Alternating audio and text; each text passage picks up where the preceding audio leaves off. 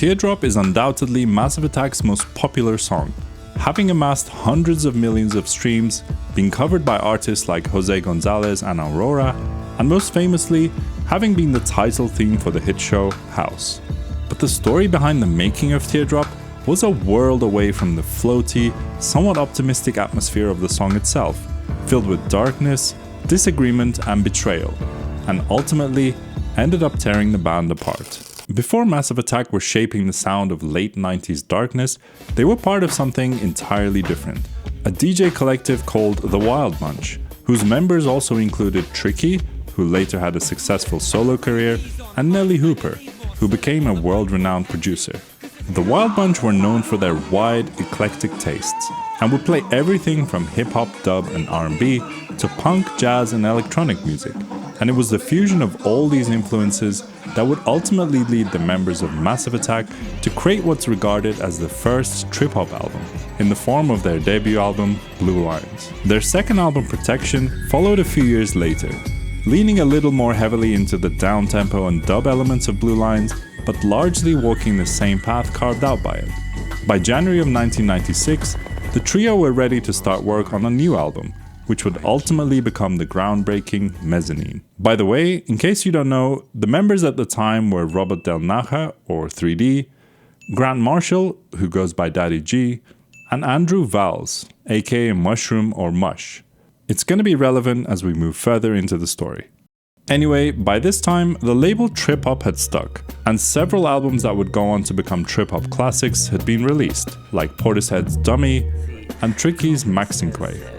Massive Attack had always rejected the trip hop label, and Del Naja was unhappy seeing their sound increasingly be emulated by others. They had also been feeling pressure to develop their live sound into something more grand than a DJ scratching beats on the turntable and a vocalist on the mic, much like Portishead had done with their blend of traditional rock instrumentation and electronic elements. So Del Naja decided that he would return to the music of his teens for inspiration, particularly more guitar-driven punk and post-punk bands like Gang of Four, Public Image Limited, and Wire, and tried to dream up a few beats with a rougher edge using samples he'd found from these bands. Daddy G was on board, being a post-punk fan himself, and wanting to escape the pigeonhole that the band had been placed into. But Mushroom disagreed massively, associating punk music with racist skinheads, and at one point shouting, "Are we in a fucking punk band now?" The sessions quickly went downhill, and eventually the three members were working in isolation in separate studios at separate times, on completely different material. And as they blew past their deadline, it still wasn't clear whether anything coherent would emerge. One day, their producer Neil Davidge came up with a harpsichord loop, and Mushroom quickly embellished it with some piano chords and a beat, and called it No Don't, the skeleton of what would ultimately become Teardrop. He became convinced that this was a real candidate for the album, and envisioned a soul vocal line on top, and his first choice to lay down this line was none other than Madonna. He pitched this to Del Naja and Daddy G, but they instead had another name in mind, Elizabeth Fraser of the band Cocteau Twins, who had conveniently moved to Bristol a short time ago. Mushroom lost the vote 2-1, but he had grown obsessed with the song.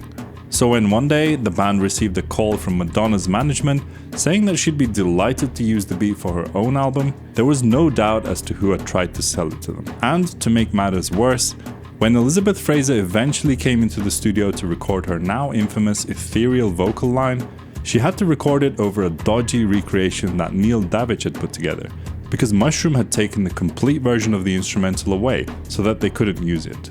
Years of rising tensions had finally exploded in spectacular fashion, with Daddy G later describing it as an act of treachery. The difficulty surrounding the song didn't end there, however, as midway through the recording sessions, Fraser received the news that her ex-partner Jeff Buckley had drowned while going for a swim in the Wolf River. And although the lyrics of the song were apparently inspired by the French philosopher Gaston Bachelard, Fraser later said that she had recently been reading his letters and thinking about him at the time, and that she feels the song is kind of about him.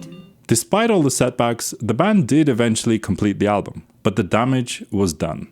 Mushroom left the band shortly after the release of the album, citing creative differences, and Daddy G took a break from Massive Attack from 2001 to 2005, partly due to the birth of his son, but also because him and Del Naja were sick of each other. He wouldn't appear on another Massive Attack album until 2010's Heligoland, 12 years after Mezzanine. Teardrop, however, continues to shine like a beacon of light, not just on Mezzanine, where it floats above the album's thick fog of darkness and paranoia, but in the arc of Massive Attack's career as a whole. A song born from conflict, betrayal and mourning ended up being the most beautiful thing they ever made.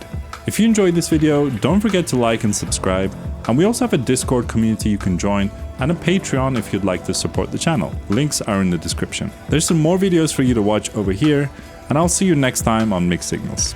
Bye bye.